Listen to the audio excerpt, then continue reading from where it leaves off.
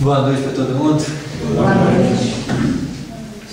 Vamos dar continuidade ao nosso estudo do capítulo 10 do livro Missionários na Luz.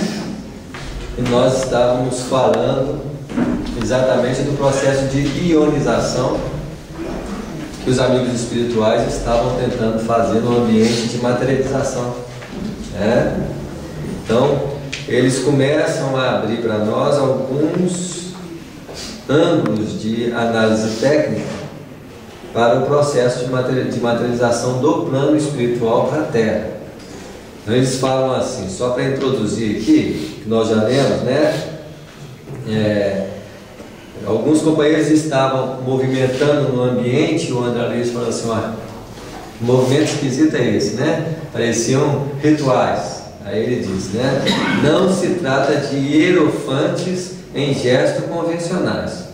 Temos ali esclarecidos cooperadores do serviço, que preparam o ambiente, levando a efeito a ionização da atmosfera, combinando recursos para efeitos elétricos e magnéticos. Então, no processo de materialização, há uma conjugação das forças eletromagnéticas para favorecer a materialização e a desmaterialização daquilo que é necessário fazer se materializar. Em algumas reuniões dessas materializavam os objetos, em outras materializavam os próprios espíritos. Nos trabalhos desse teor reclamam-se processos acelerados de materialização e desmaterialização de energia. Então, provavelmente é um processo lento em que eles têm que acelerar o processo de materialização. O processo mais natural de materialização que existe é a reencarnação. É o método natural de materialização do espírito na Terra, que combina durabilidade em anos, de sustentação dessa materialização. E existem métodos de materialização, como nos casos específicos, em que a materialização é mais rápida e a desmaterialização também. As entidades manifestantes no campo visual dos nossos amigos encarnados quase sempre são criaturas eminentemente ligadas a crostas e aos seus planos de sensações. Não vou falar disso, nós já conversamos um pouquinho sobre isso, só estou pegando alguns detalhes porque a continuidade do estudo assim pede. Mas os organizadores legítimos da tarefa em curso são verdadeiros e competentes orientadores dos planos espirituais, com grandes somas de conhecimento e responsabilidade. Então, quem opera a materialização em si são espíritos mais próximos de nós. Mesmo porque a tendência dos espíritos é desmaterializar o fenômeno. Mas como nós somos seres materializados, eles têm que padronizar uma materialização para aproximar da nossa realidade de trabalhos. Pelo que eu entendi aqui, isso parece ser um plasma, ou seja, um gás, onde ele reveste, capaz de revestir o perispírito para se manifestar materialmente. Isso mesmo, eles têm que mobilizar, acelerar esses elementos de materialização e até então... O gás fica mais fácil, Isso. E de trabalhar. A própria, o que é ionizar? Nós trabalhar o íon, o íon pode falar. Samuel, a natureza íntima da matéria ficar em perpétua divisão, no caso? A estrutura funcional da matéria é ficar em estado de perpétua divisão. Isso. Só que ao se aglutinar, ao se aproximar o princípio inteligente, ou o ser humano, ou o espírito, ele tem uma força coaguladora de manutenção da matéria em torno dele. Através do fluido. Através da ação dele sobre o fluido. Então, uma das forças é a lei de atração, que é fundamentada no processo de campo magnético. Isso está em todo o processo de criação. Isso vai estar em todo o processo de criação. Todos os processos de criação, porque eu preciso atrair e manter o elemento sobre a minha influência. Eu preciso então de uma relativa carga magnética para que esse elemento não saia daqui com facilidade, porque até mesmo os elementos que nos revestem não somos nós. São elementos que nos revestem cada vez mais próximos do núcleo. Assim como os átomos têm os elementos que o revestem, os elementos mais próximos do núcleo são mais difíceis de quê? De soltar. Os elementos mais distantes do núcleo são mais fáceis de soltar. Assim também somos nós. Nós temos os elementos mais próximos de nós, que faz parte do nosso campo de influência interior, e esse campo de influência exterior vai ampliando-se, ao ponto de chegar a caracterizar as pessoas que estão em torno de nós como se fosse um núcleo de sustentação psíquica. Uma mãe e um pai, por exemplo, amplia o seu corpo de manifestação com os próprios filhos. Ora, nem o corpo é ele, nem os filhos é ele, mas fazem parte de uma expressão de envolvimento da onda mental dele. Quanto mais próxima do campo mental, mais forte o vínculo de ligação. Quanto mais distante, mais fácil de se romper esse vínculo, né? Um bebê quase praticamente faz parte como se fosse um átomo, o núcleo atômico, os elementos do núcleo atômico, porque está quase colado com a mãe. Na medida que ele vai crescendo, vai fazendo o quê? Basta ver que o próprio neném acha que é o corpo dela. Ela sabe que ele não é o corpo dela, mas quase faz parte do corpo dela. Amamenta no corpo dela, aconchega-se no corpo dela, não é assim? São universos dentro de universos. Isso, porque isso é o processo da vida. Do átomo, das micropartículas, às galáxias. Os fluidos, de certa forma, estão misturados. Agora, eu queria perguntar, o espírito, nesse caso, é o seguinte: ele precisa da organização do perispírito para poder ter esse fluido em movimento e produzir a magnetização. Isso, porque aí eu vou trabalhar com faixas vibratórias de matéria. O perispírito é uma faixa de matéria da realidade extrafísica, que reveste muito mais próximo de mim do que a própria matéria. Então imagina que próximo do espírito aglutinam-se as partículas colóides dos planos espirituais, que vão junto com os elementos espirituais que o compõem, porque os princípios inteligentes também agregam-se a eles, e nós agregamos tanto o princípio inteligente como partículas espirituais. Aí vem a segunda faixa de elementos vibratórios, que é as vibrações mais do que densas, que vão fazer parte da estrutura física. Então eu tenho meu centro de irradiação, os princípios espirituais e os elementos espirituais, que são partículas espirituais da realidade espiritual, e os elementos da realidade o quê? Física. Então eu já tenho camadas de elementos em torno de mim. Ainda começa a ter os elementos fora de mim, que passam a estar vinculados ao meu campo de influência próprio. Então nós podemos dizer que os elementos que fazem parte do nosso movimento é o nosso corpo de expansão. Então nessa sala aqui nós temos um corpo de expansão, onde cada um de nós é um centro cada hora, em que as pessoas fazem parte desse corpo de influência indireta ou direta, com base na informação que nós trazemos aqui. O anseio de escutar, o anseio de aprender e o anseio de falar. Isso gera um corpo de movimentação de aprendizado, que é uma área diferenciada da formação corporal dos seres. Eu estava pensando o seguinte, em volta desse corpo perispiritual, deve ter algum tipo de matéria que ajuda a segurar todo esse processo. Na verdade, é mais a força do que a matéria, né? Porque a mesma força gravitacional que retém os elementos em torno do núcleo planetário, nós temos essa mesma força no processo dinâmico nas linhas do átomo.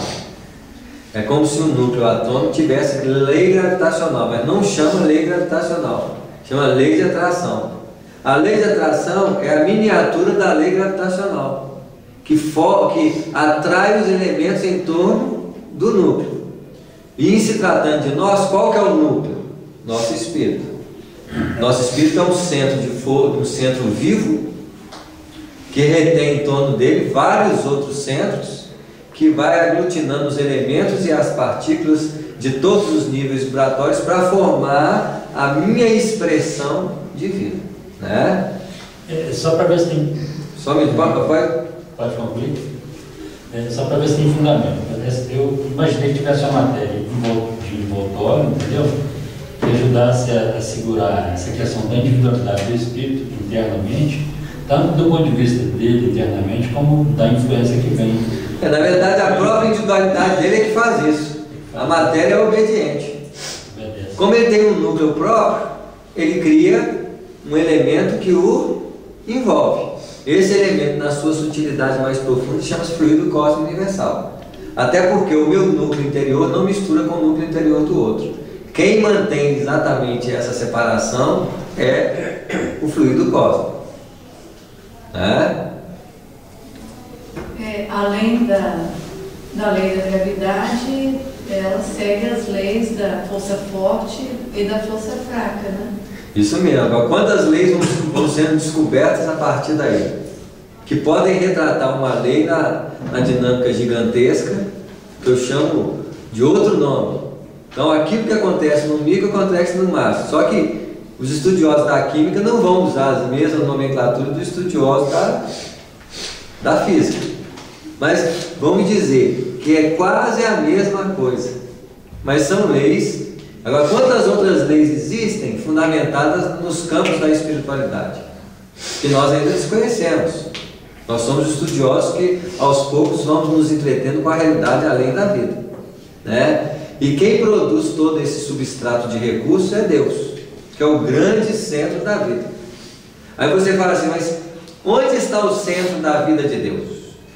Talvez Deus não tenha um centro único, como nós também apresentamos 7 centros de força. Vamos dizer que provavelmente Deus está em tudo quanto é lugar, então Ele tem centro em tudo quanto é lugar, não é assim?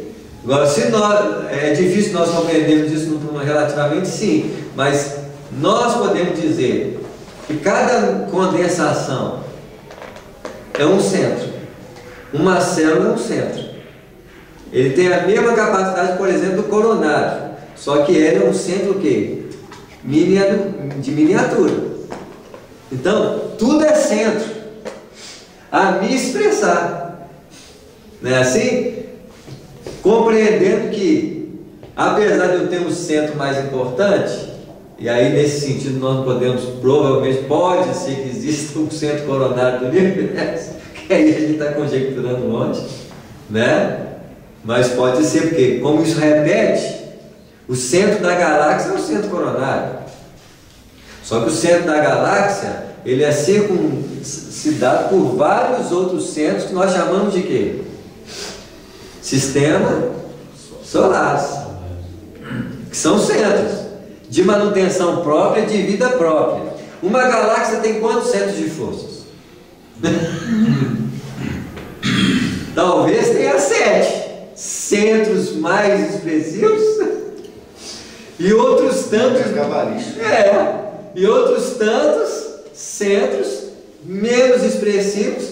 Um sistema solar, como o nosso sistema solar, pode ser um pequeno núcleo que não tem uma expressão tão grande como um centro de força em se tratando da galáxia. Mas eu pegando um órgão, o órgão ele tem um centro próprio, mas provavelmente ele tem centros outros que circundam, porque é a mesma coisa, né? Quantas forças existem? A biologia vai tecer a força que rege o funcionamento com um nome, né? Então, quantas coisas nós temos decodificadas em forma de linguagem que retratam praticamente a mesma força em si? Basicamente, nós podemos dizer que tudo que move no universo é lei eletromagnética. Porque eu preciso de magnetismo para criar um campo e eletricidade para gerar movimento. E em alguns momentos eu preciso ter um movimento circunscrito ao campo. Quer dizer, eu quero criar uma maçã. É como se eu criasse um campo magnético de maçã e os elétrons, quando entram nele, só movimentam na forma da maçã. Então eles não fogem e se mantêm como forma de maçã. Porque ali tem uma força gravitacional ou uma força magnética que faz o quê? Você vai movimentar elétrico, mas vai movimentar aqui nessa casa. É limite. Isso. Isso se repete em quê? Ao infinito. Né? Isso para a gente ver que existem forças que esses espíritos compreendem, que nós não compreendemos ainda, porque para nós é tudo automatismo, tudo já está pronto, mas que funcionam em nós. Né? E aí você disse aí que você é um centro e nós todos somos um centro. E nós, como centro, somos geradores de energia. Numa ocasião como essa, como a gente está ligado, a gente gera nesse momento uma energia, ao qual essa energia é aproveitada por eles. Isso mesmo. A gente não está vendo, né? Isso. A gente não enxerga isso. Mas nesse momento nós estamos gerando isso. Porque na verdade nós somos transformadores de energia. É assim? O que nós estamos fazendo aqui, além da produção de energia que os espíritos usam? Nós estamos consubstanciando recursos divinos em forma de informação em nível de palavra. Porque tudo no universo é transformação de energia em outro tipo de energia. Nós estamos elaborando uma informação espiritual em níveis de fala. Então aqui nós estamos sendo transformadores de energias o tempo todo.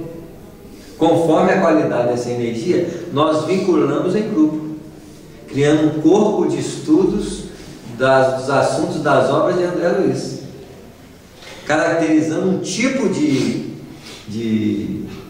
corpo que é diferente, por exemplo, do corpo doutrinário que está sendo feito no salão. Não é assim?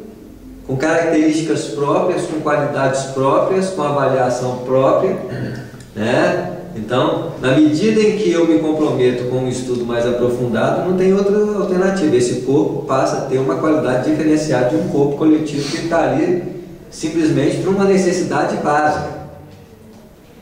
Né? E nós fazemos parte de um conjunto de informações que vamos cada vez mais retendo para quê? Para guardar? Consubstanciar em sentimento. Isso, então eu começo a elaborar com outro centro, que isso também vai ser multiplicado, porque não é isso que o universo faz. O grande sistema núcleo, ele reproduz para que os outros núcleos reproduzam o que ele produz. Da mesma forma nós fazemos, em campos diferenciados. Porque não há diferença então na manifestação produtora de um núcleo planetário, de um sistema solar, que organiza-se para formar um grupo de planetas, subordinado a um tanto de forças de alimentação e produção em cima dela, com um corpo desse, que se repete na variação só de diferentes objetivos. No nosso caso, nós centramos aqui para compreender melhor, para que cada um de nós, compreendendo melhor, possamos produzir a mesma possibilidade em relação a quem? Aos outros. Na vida ativa do dia a dia, a gente faz isso sem perceber toda hora. Porque nós somos reprodutores daquilo que nós assimilamos. É que vem dando que se recebe. Aí, eu posso assistir uma televisão e reproduzir aquilo. Não é assim? Como posso reproduzir aquilo que eu estou aprendendo nessa sala?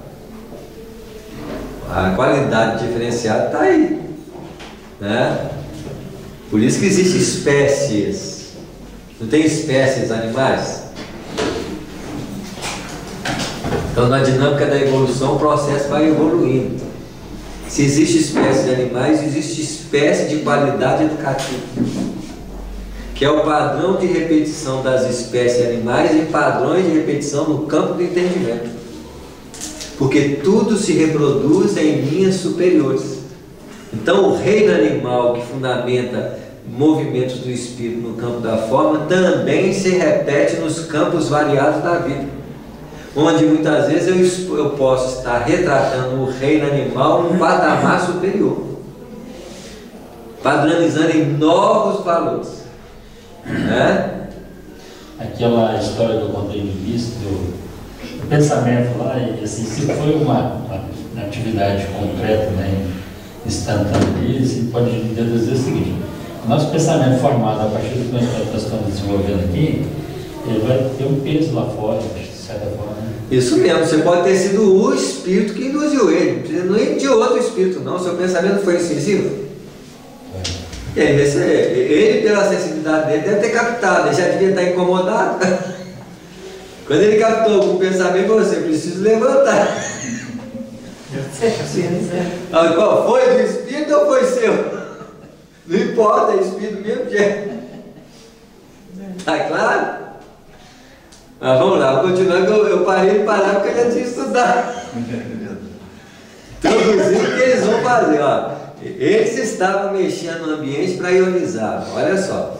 Não decorreram muitos instantes e alguns trabalhadores de nossa esfera compareceram trazendo pequenos aparelhos que me pareceram instrumentos reduzidos de grande potencial elétrico.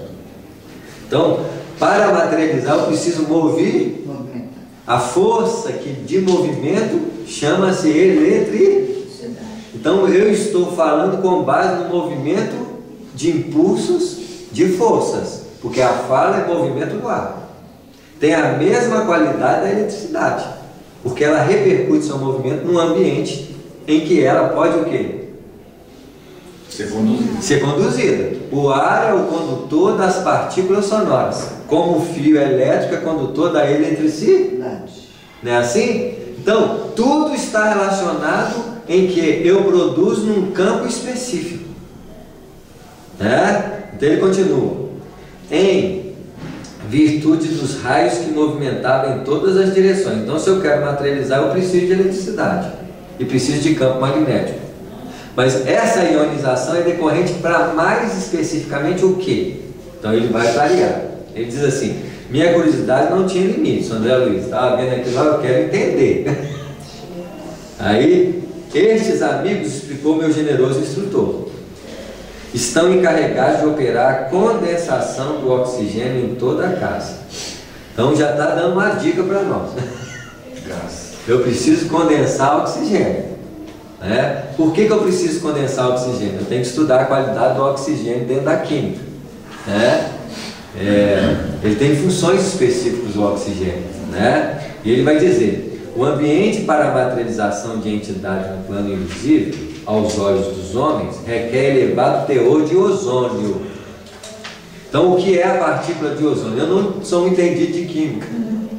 Mas o ozônio é formado de três átomos de oxigênio. 3 átomos de oxigênio. Então, para materializar, outra dica que nós estamos. Eu preciso produzir, 3. Ozônio.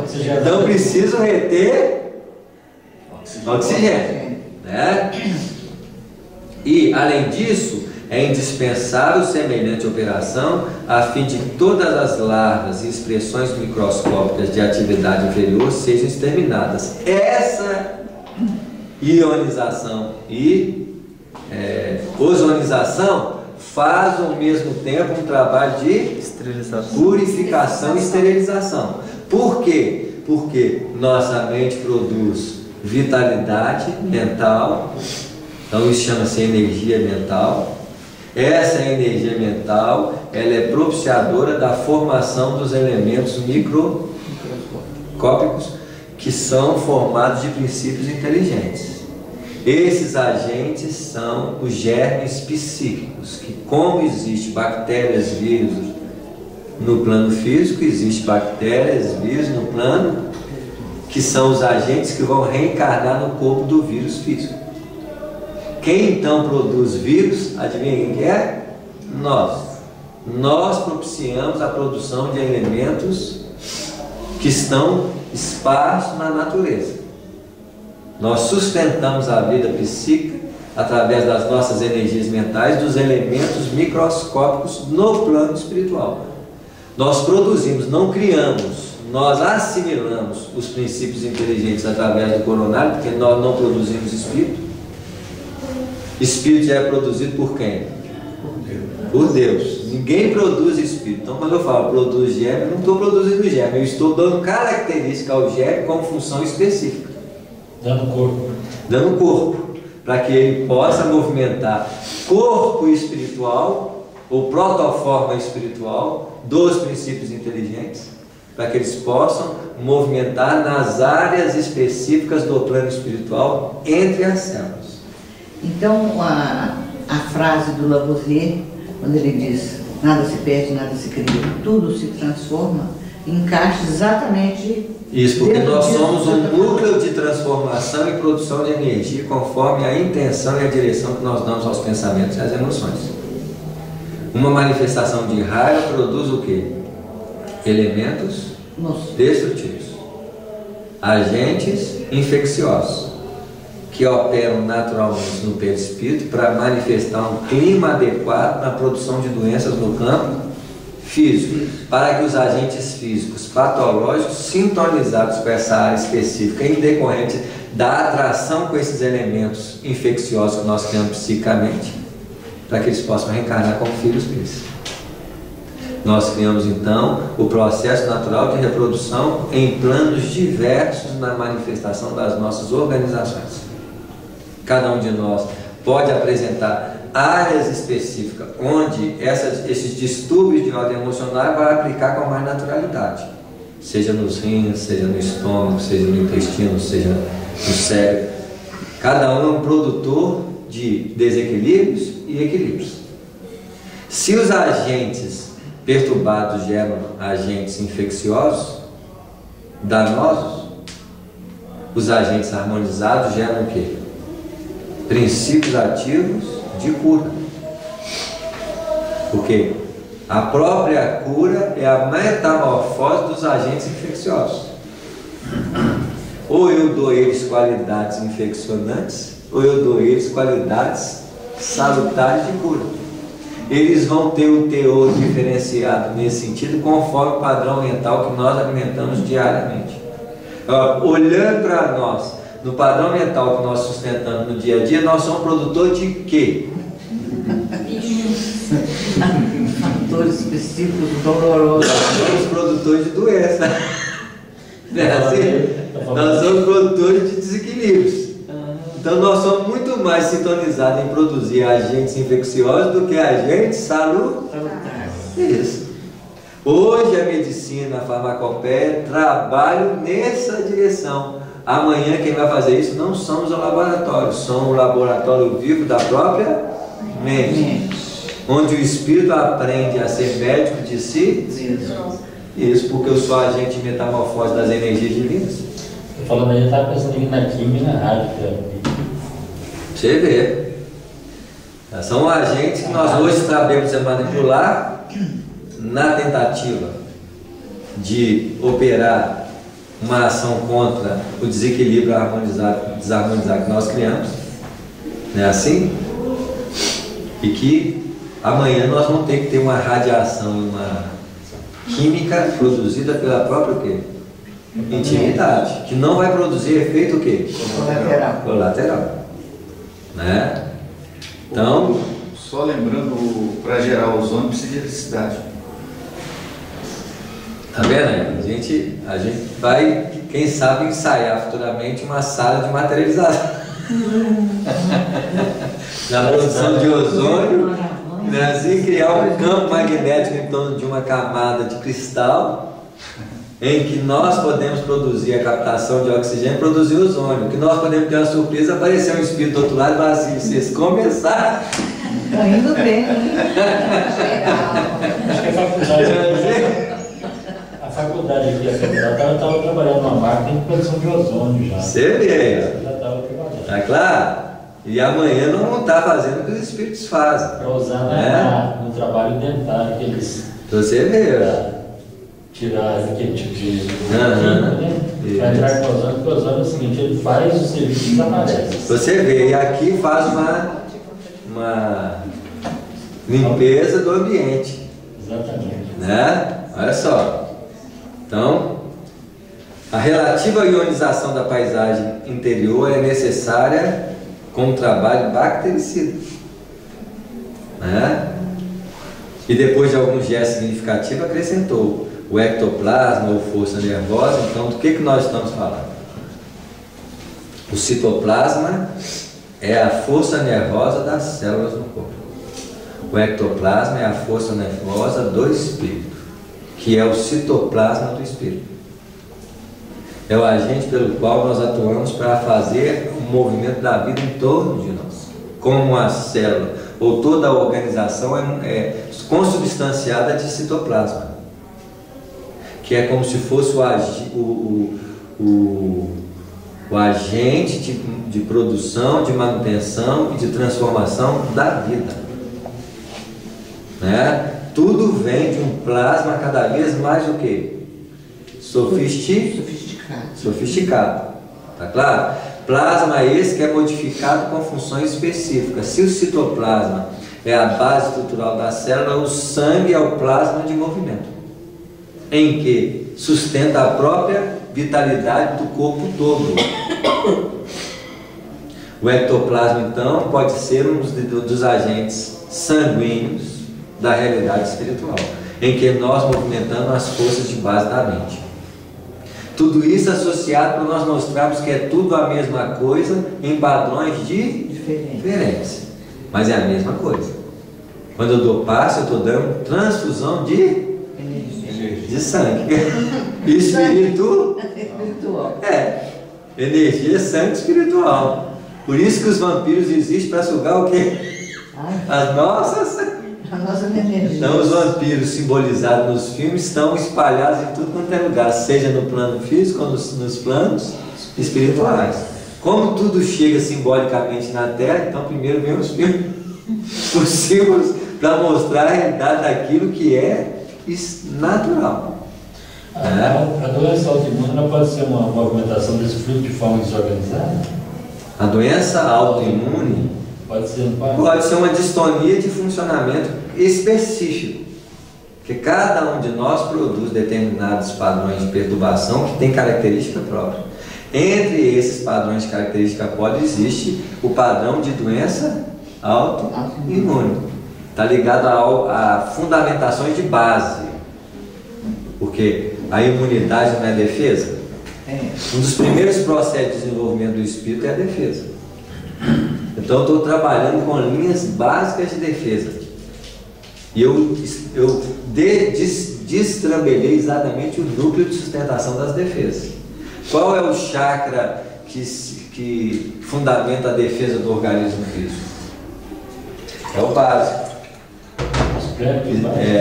Ele está ligado às linhas. Ele mais do que na frente, ele está ligado atrás, porque ele está ligado à medula espinhal e ela está ligada às linhas de formação do sangue dos agentes de defesa imunológica.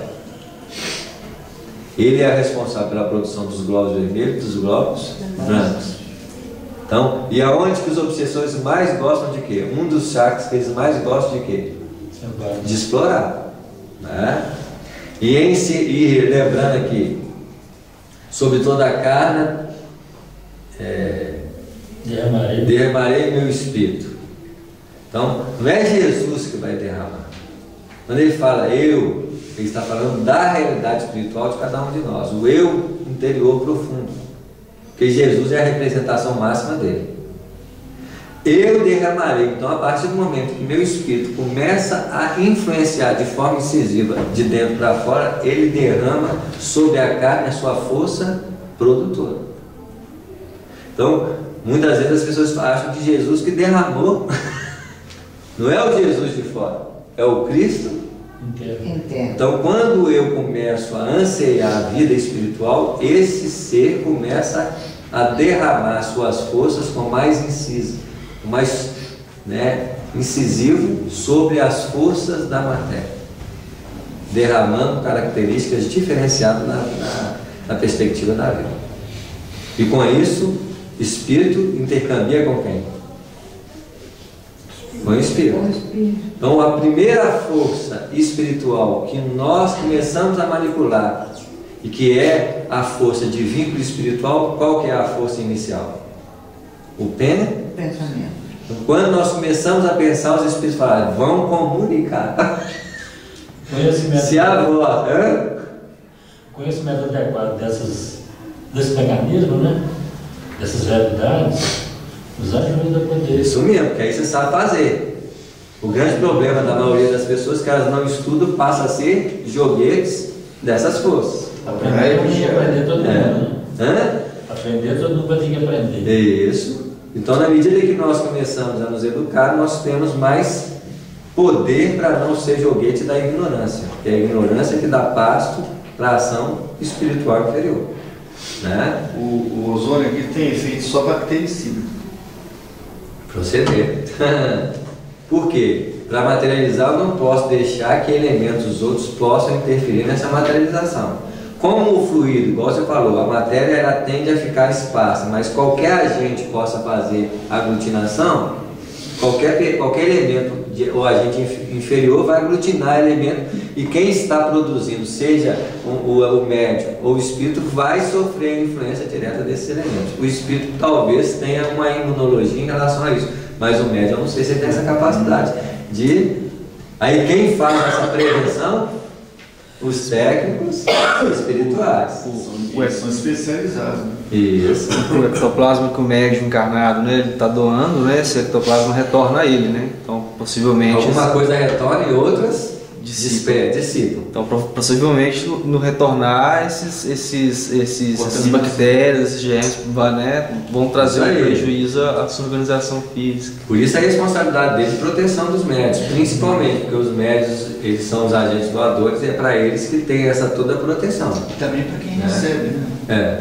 No caso, por exemplo, da quarta-feira que tem a ectoplasmia, né? Os médicos são os mais... que recebem também tem que receber um fluido puro. Sem contaminação. E depois de alguns gestos significativos, acrescentou: o ectoplasma ou forças nervosas, que será abundantemente extraído do médium, não pode sofrer, sem prejuízos fatais, a intromissão de certos elementos microbianos. Está claro isso, gente? Então nós começamos a entender que se o André Luiz, no próprio livro Evolução 2000, diz que o fluido cósmico é o plasma divino, ou força nervosa do todo sábio, o fluido cósmico é o ectoplasma de Deus, na qual nós transformamos com característica própria no nosso ectoplasma específico. Então, o mais puro ectoplasma que existe no universo é o oriundo da mente divina. Ele vai sofrendo modificações, assim como o próprio ectoplasma espiritual sofre modificação, e nós chamamos de citoplasma ou também plasma sanguíneo. Então são transformações do mesmo agente em níveis múltiplos. Os vegetais produzem um, os animais produzem outro, o homem produz outro. Na própria espécie de vegetais tem diferença, na própria espécie, né? E na própria condição humana tem ectoplasma diferenciado conforme o teor vibratório que cada um está produzindo. Porque são elementos com fácil mobilização da mente, que é o ser que produz um núcleo irradiante de força. Cada um de nós é um. Então imagina o tanto de influência que nós fazemos na produção de elementos, né? Por isso a importância de pensar. Nós somos um planeta cujos pensamentos são inferiores, porque nós não nos disciplinamos para pensar com a elevação, já que ainda não compreendemos que pensar é talvez um dos mais elevados campos de criação divina que foi doado ao ser. Porque pensar é qualidade divina no homem. É como se eu pudesse reproduzir o que Deus faz nos padrões mais inferiores. Um animal não pensa? Não, mas irradia fragmentos de pensamento, conforme o nível evolutivo que ele se encontra. Quanto mais primitivo, menos pensa e pensa. Apesar que não está diretamente relacionado o tamanho do animal em relação ao pensamento, a fragmentação do pensamento. Pode ter animais pequenos que têm mais pensamentos fragmentados que animais grandes. Está claro? Mas a gente não sabe, em se tratando de animais assim, quais são os mais inteligentes no sentido dos insetos, por exemplo. Mas deve ter inseto mais inteligente que o outro. É assim. mas inferior talvez ao estágio de um animal mais, de certo, mais desenvolvido, né? Logo depois reparei surpreendido o trabalho de várias entidades que chegavam do exterior trazendo extenso material leitoso. Olha só, desculpa, leitoso, luminoso. Eles estavam trazendo os agentes de materialização, que poderia ser captado do ambiente, mas já para facilitar, eles já traziam elementos propícios a essa materialização. São recursos da natureza. Então, outro tipo de quê? De ectoplasma. São recursos oriundos dos vegetais. Informou-me o instrutor solícito que os operários do nosso plano recolhem para o serviço. Trata de elementos das plantas e das águas. Você vê, todos os elementos têm um tipo de ectoplasma, né? Naturalmente invisíveis aos olhos dos homens, estruturado para reduzir o número de vibrações.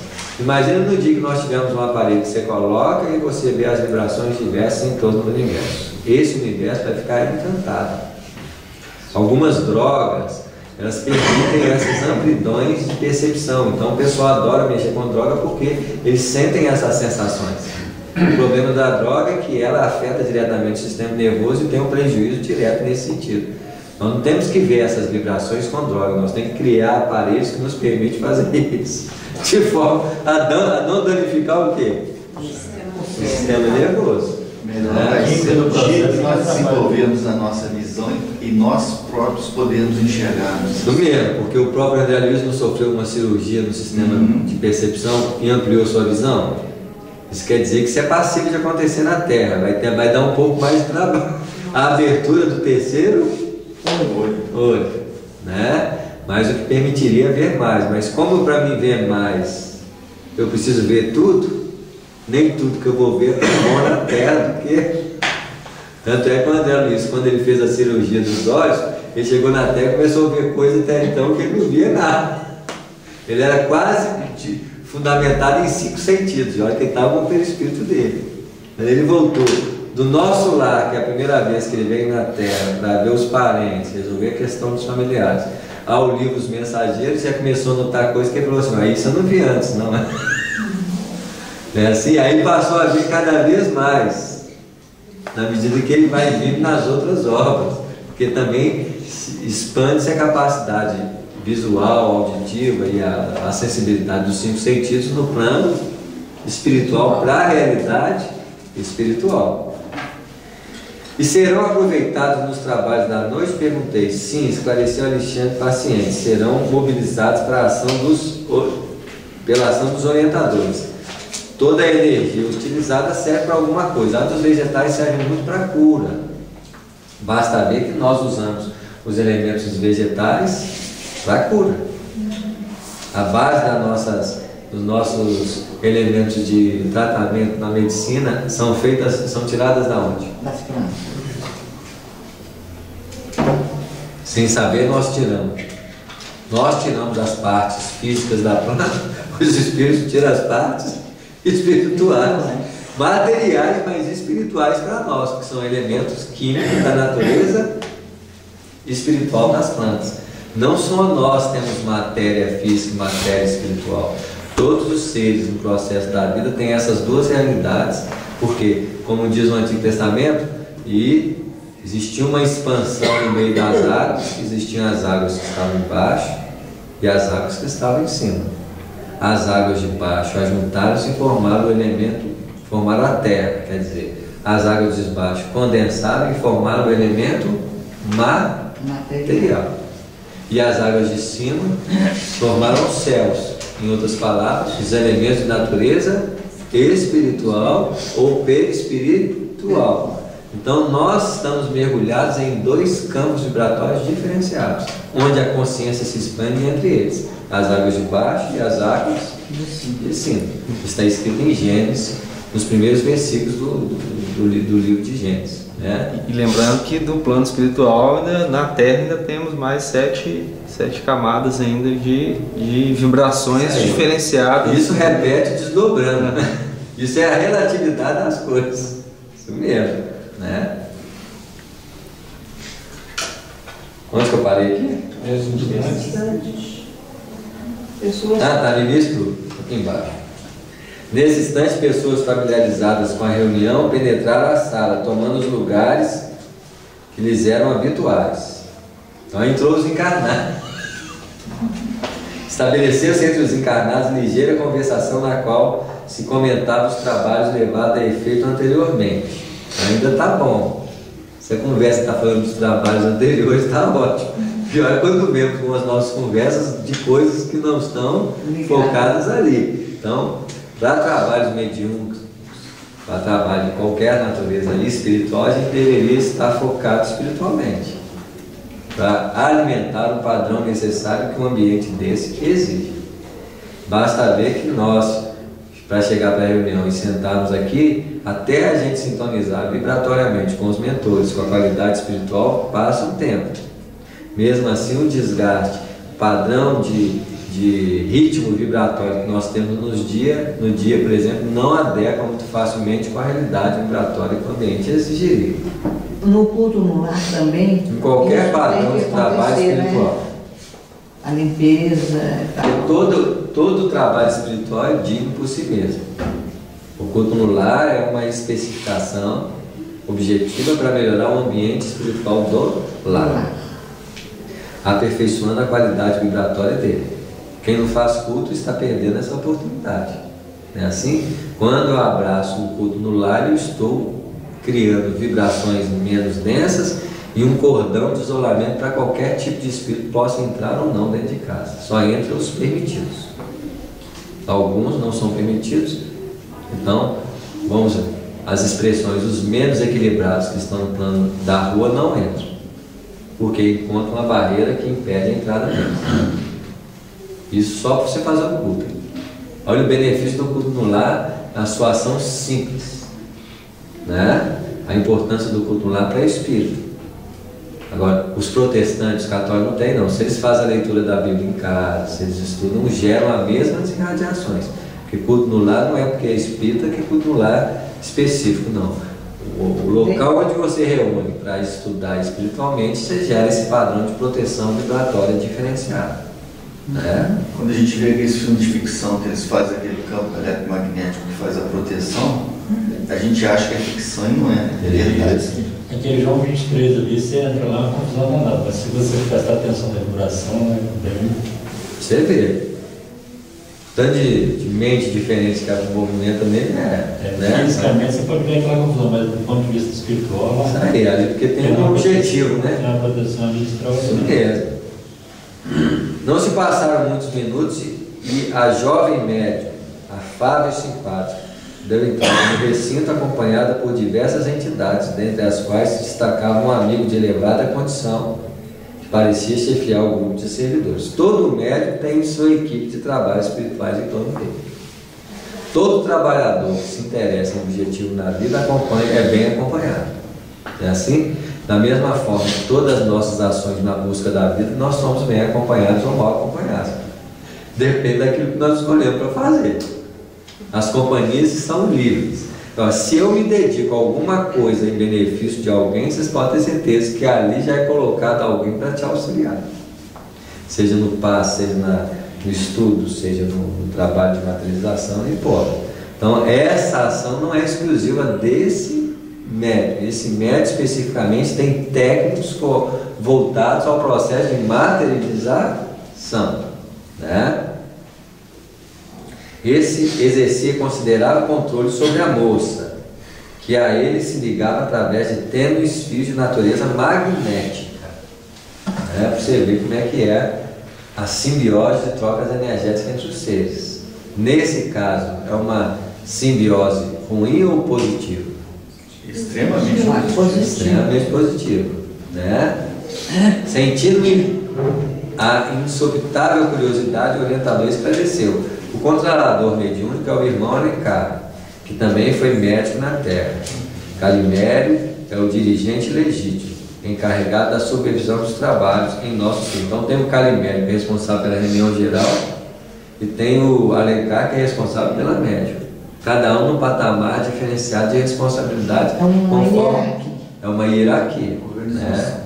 Um é de âmbito mais coletivo, de profunda compreensão, o outro especificamente ligado ao quê? Ao trabalho específico com a médica. Né?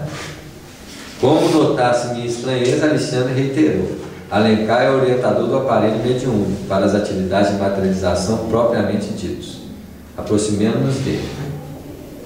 Muito sensibilizado, recebi a saudação do nosso amigo que nos acolheu afetuosamente. Entre os trabalhos espirituais existe essa afetuosidade e acolhimento. Nos trabalhos da doutrina espírita, do movimento de centros espíritas, há um certo parâmetro de medo que impede o intercâmbio de aprendizado entre as casas espíritas. Isso vai mudar um dia. Isso vai mudar um dia. Medo de um tomar o lugar do outro? Não, medo de não ter essa compreensão específica dos trabalhos em si, né? Amanhã isso não vai ser assim.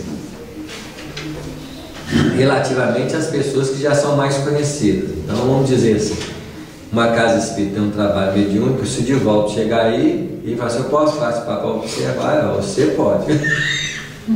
Porque ele tem uma autoridade já fundamentada que o permite fazer isso. Nem todos nós temos isso. Basta ver que uma pessoa que trabalha dedicadamente a um centro espírita em Belo Horizonte, sem mudar de estado, ele não vai chegar na casa, porque os companheiros não têm aquela relativa segurança, até mesmo porque não o conhecem. Então vai chegar um dia talvez que, do jeito que a coisa está indo nas redes sociais, vai ter as redes de comunicação dos trabalhos mediúnicos do Brasil, por exemplo, em que vai se evidenciando os trabalhadores sem essa necessidade de demonstração específica de adoração personalística, mas para o cunho de entendimento entre as partes, para que um favoreça o outro naquilo que mais possui, criando então uma possibilidade de intercâmbio natural, como fazem as universidades quando tem um professor de determinado padrão de informação que chega muito bem quisto nas universidades para aproveitar do recurso que ele possui, né? Os expositores têm mais facilidade nesse sentido, quando eles são o quê? Conhecidos, né? Sim, dá mais verdade nesse sentido, porque nós somos mais ainda reticentes, né? E alguns desses comportamentos são mais egóicos, né? Porque as pessoas acham que são donos da verdade, donos do trabalho, donos do centro, e aí foi criando esses empecilhos de ordem muito natural no processo evolutivo que nós nos encontramos. A gente percebe assim, que esse paradigma está sendo já quebrado dentro da própria casa, né? Porque numa mesma casa espírita tinha resistência de participantes de reuniões mediúnicas de dias diferentes participarem, né? Se intercâmbio dentro da própria casa espírita. Então isso parece que já está começando a se quebrar dentro de uma mesma casa e posteriormente deve acontecer essa... Vai se expandir. Mas eu estudei com o professor de Química, ele foi falar sobre a cadeia de elétrons em volta do próprio. Ele falou: vocês prestam atenção no ônibus, com lotação, né? Quando ele sai da garagem, ele começa, senta a pessoa num banco, aí senta a pessoa no outro, aí todo mundo vai sentando num banco separado. Só começa a sentar junto quando não tem outro lugar para sentar. Aí eu falei assim: isso é um elétron. Funcionamento elétrico. Isso mesmo, o elétron não gosta de ficar sentado junto para não reter energia. Nós somos meio assim também. Eu sou assim. Mas também quando senta não quer sacar a mão. Nós estamos no começo do processo de desenvolvimento da afetividade. Isso, que é um campo elétrico de superior qualidade. A afetividade é um movimento de energias sublimadas, assim, de intercâmbio de forças, os padrões espirituais. Começa a partir do chakra cardíaco para cima. Isso, porque aí são teor de transformações energéticas elevadas. Cada núcleo de força mantém o padrão de transformações das energias naquilo que foi conquistado no passado. O chakra genésico, ele é a consolidação evolutiva das nossas experiências desde das algas verdes, que começavam a ensaiar a sexualidade, em ciclos de repetição, de condensação dessas experiências.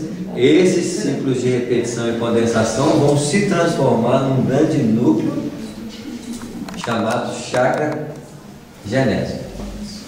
O nosso metabolismo alimentar começou com os elementos de captação alimentar dos princípios ativos que estavam na natureza, sejam eles nos vários estágios: o ferro na rocha, o oxigênio, o hidrogênio na água.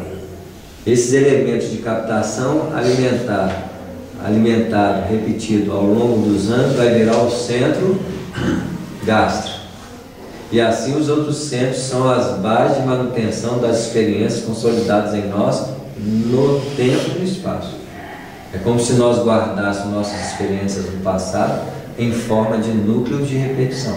Esses núcleos chamam-se chakras, que favorecem os elementos que estão em ensaio nessas dinâmicas a adequar-se exatamente a essa área de experiência. Eles estão ensaiando aquilo, então vai ajustando cada elemento para aprender aquilo que eu já aprendi, mas ao mesmo tempo eles trabalham um automatismo de manutenção daquilo que eu já sei fazer. Eu ensino eles, eles me mantêm. Olha a reciprocidade de cooperação natural. Aí começamos com os chakras superiores, que são movimentos mais vivos do espírito e que exigem princípios e elementos mais sutilizados, para começar uma sensibilização natural do próprio ser ou princípio inteligente elaborado naquela área específica de aprendizado, porque no fundo nós retratamos o mesmo que o universo retrata, porque cada planeta no sistema solar tem funções específicas, como se fossem núcleos de aprendizado específicos de valores próprios que os espíritos estagiam em cada um deles.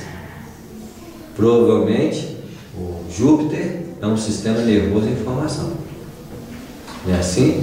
Então os espíritos que estão ali são chamados de neurônios psíquicos, de forma mental, em que os espíritos têm a função mais específica dentro do sistema planetário. Para o nosso planeta Terra, qual que será, né? O rins ou o intestino? Nós não sabemos, são as áreas. Nós estamos nessa área aí. Tanto é que é o metabolismo das coisas mais porcas e sujas que existe no sistema solar. É o esgoto do sistema solar. Planeta Terra. Vocês viram? Eles têm sua utilidade, porque senão teria funções desse nível. Não é assim? Se nós vamos ceder isso para outro planeta, não tem menor problema, porque precisa deles. Não é assim? Você vê, tudo tem funções que a gente não compreende coletivamente falando, mas os próprios planetas são núcleos de condensação e sustentação de energias próprias para colocar cada espírito no estágio que necessita, no aprendizado que precisa. Tanto é que nós não somos espíritos de um planeta só. Nós estamos vinculados à Terra pela necessidade de aprendizado que nós temos, em que a Terra nos oferece como escola da alma. Quando eu me candidato a um processo de engrandecimento das minhas necessidades de aprendizado, certamente eu vou ser convidado a morar em outros planetas, né? Planetas físicos e planetas espirituais, né? Esperamos que seja melhor. Isso é muito melhor, você pode ter certeza. No padrão que nós conhecemos, porque a Terra é muito boa, gente, mas o bom daqui é ruim para lá. A relatividade das coisas, né, é gradual conforme a necessidade dos espíritos, né? Ser-nos-á muito útil a presença de ambos, disse-nos fixando meu instrutor em particular, porquanto necessitamos de colaboradores para o auxílio magnético ao organismo mediúnico. Estamos à sua disposição, acentuou Alexandre satisfeito. Tomaremos lugar entre os seus assistentes. Isso é de muita capacidade de humildade, porque apesar de nós sermos técnicos especificamente, ou temos conhecimentos, nós temos sempre nos colocar à disposição dos trabalhos mais simples onde nós chegarmos. Essa é a diferença quando nós chegamos no Centro Espírita Novo. Nós já queremos tomar a tribuna de tomar a posição daqueles. E interessante é que as pessoas veem as nossas qualidades e falam assim, você não quer participar não, vejo que você tem um conhecimento, você pode, não é assim? Tem que ser convidado. Naturalmente, isso aí, adequar-se. A primeira coisa que nós temos que nos colocar é sempre ser úteis. Então, a ser útil, nós sermos úteis, representa a posição do próprio mestre que nasceu em pleno o quê? Manjedoura. Representando que ele não veio pela porta da frente, ele veio pela porta do fundo. Mas ele vai automaticamente, naturalmente, assumindo os padrões da sua qualidade espiritual espontaneamente. E recebeu o lugar mais elevado que o planeta Terra poderia lhe oferecer, que é a cruz. Que é a expressão mais elevada de renúncia em benefício das criaturas que estão na Terra. Ele não veio aos sãos, mas aos doentes. Não veio aos sábios, mas aos ignorantes. Superficialmente. Sábios de natureza interior. Que a arrogância da sabedoria humana não quer dizer que eles demonstram uma sabedoria interior. Não é assim? Os mais humildes talvez estejam apagados na sua expressão superficial de grandeza, mas podem apresentar grandezas que os olhos humanos não conseguem enxergar. Mas os olhos espirituais conseguem ver. Jesus tinha essa qualidade divina de enxergar. Ele enxergava aquilo que nós não conseguimos ver com facilidade. Porque o que nos atrai é a beleza, a grandeza de conhecimento, a expressão de notoriedade. Não é isso que nos chama a atenção? Aí os espíritos falam assim, eles enxergam sem ver nada. Precisam aproveitar, aperfeiçoar a capacidade de ver, para enxergar o essencial dentro da vida. Mas infelizmente nós gostamos do superfície, né? O que chama muita atenção, né? Isso mesmo. Até porque é aquilo que nós buscamos para nós nas nossas apresentações. Isso mesmo. Alencar agradecendo um gesto expressivo de sincero contentamento. Até porque quem estava lá é o Alexandre. E sabendo que a gente está lá, o material de qualidade é elevado. Né? Nem tanto o André Luiz, né? Mas está ótimo, o André Luiz vai ajudar do mesmo jeito. Já é o Alexandre, né? Entre os cavaladores figurava uma criatura muito querida ao meu orientador, tratado-se de Verônica, que havia sido exímia enfermeira na cruz e que me colocou à vontade, conversando amavelmente. É desencarnada, né? É uma das equipes do trabalho. Irmão Alexandre, disse ela depois de rápidos momentos de palestra carinhosa, iniciemos o auxílio magnético. Precisamos incentivar os processos digestivos para que o aparelho mediúnico funcione sem obstáculos. Então, como eu vou materializar espírito, eu preciso desmaterializar a matéria. Então, uma das coisas em trabalhos mediúnicos, por isso que muitas vezes as pessoas falam que o trabalho mediúnico é meio radical em sua periodicidade, não, porque nós vamos dar trabalho para os espíritos. Se eu como muito, eles vão ter que acelerar a digestão, para que eu possa perturbar menos materialmente o trabalho espiritual. Então a carne nem pensar, né? Não é que a carne nem pensar, mas eu devo evitar para o trabalho mediúnico especificamente a alimentação de carne, qualquer que seja o trabalho mediúnico. Por isso que eu não tenho que trabalhar mediunicamente todo dia. Não é assim? Porque senão eu tinha que parar de comer carne. Demora Principalmente para esse tipo de trabalho. A carne, ela influencia diretamente o passe, a materialização, qualquer tipo de trabalho em que eu vou doar energia. Então eu vou estar comprometendo a qualidade desse trabalho. Então não preciso trabalhar de materialização e de passe todos os dias, mas no dia que eu vou dar passe, no dia que eu vou trabalhar com materialização, vou evitar comer coisas mais pesadas. Então por que eu como mais frugalmente, mais vegetarianamente? Porque esses elementos são fáceis de fazer o quê? A digestão. Está claro, gente? Eu não dou esse trabalho para o espírito que está tendo esse trabalho aqui agora. O Alexandre vai ajudar o auxílio magnético dele, precisando incentivar o processo digestivo. Então, já vai limpar o mérito daquilo que ela comeu, né? Não tive ensejo para interpelações verbais. O Alexandre já ia perguntar sobre isso, né? Alexandre, porém, endereceu de significativo orar, convidando a incentivar observações. Ele, Verônica e mais 3 assistentes diretos de Alencar colocaram as mãos em forma de coroa sobre a fronte da jovem. Eles foram no sistema de comando do sistema. Eu poderia colocar a mão diretamente no estômago, mas para que se esse obedece esse, então eu vou direto no chefe que manda o processo, né? Assim? Então olha a diferença das coisas. Não tem essa expressão lá no centurião romano que tinha o servo. Então, ó, centurião romano que tinha o servo adoecido e que precisava da ação magnética de Jesus em benefício do servo. Então, quando ele pediu para Jesus curar, Jesus ia até a casa dele. Eu não preciso, porque da mesma forma que eu sou centurião e comando meus servos, você tem agentes que você comanda diretamente e daí mesmo pode fazer o trabalho. Aí Jesus, esse cara conhece, esse aí conhece de leis espirituais. Não é comum romanos terem esse conhecimento. Então ele não é romano, ele é judeu, rei, encarnado, na feição de romano.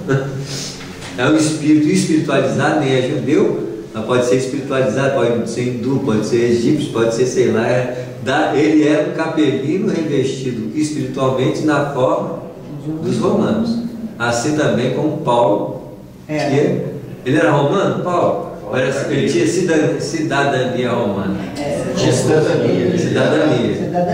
Você vê, então ele tinha elementos propícios a atuar junto ao povo romano, introduzindo verdades espirituais nessa realidade. O que o Paulo fez na vida dele quando ele foi convertido? Foi pregado. Ele pregava em tudo quanto é lugar, porque ele tinha até uma possibilidade de influência direta nesses lugares, né?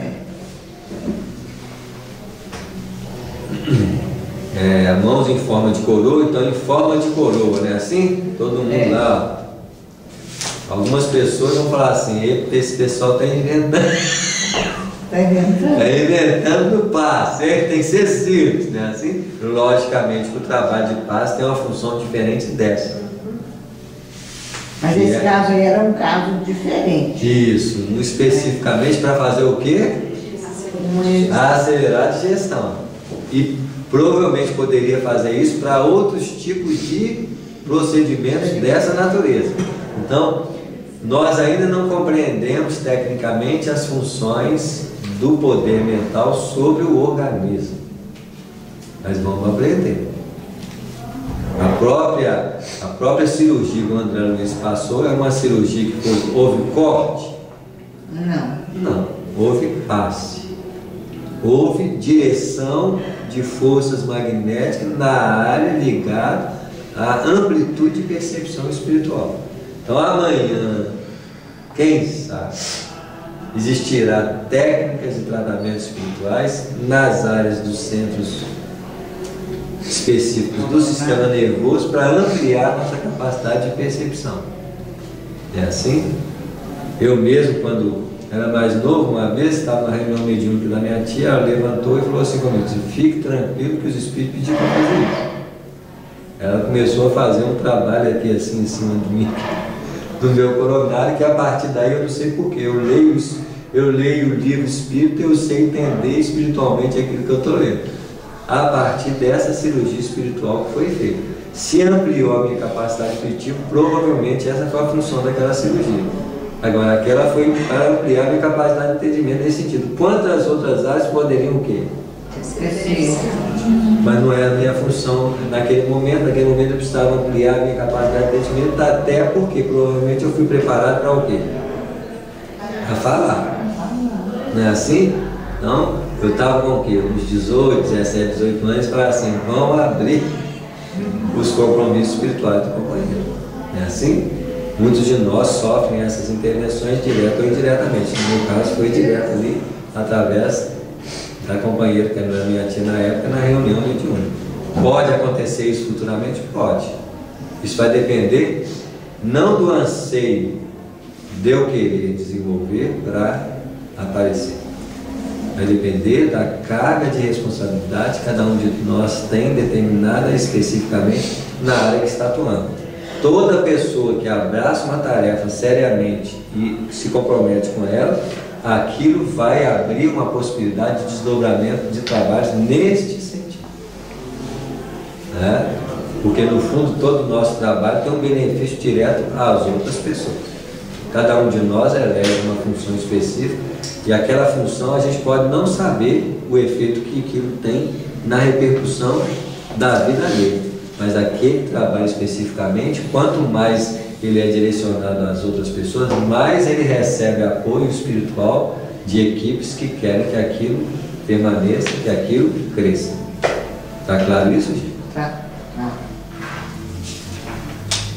1 minuto. Então vamos parar ele e Verônica de novo? Verônica. Ele e Verônica, nós voltamos ele e Verônica. Né? Na próxima semana. Ok, Jesus? Sim.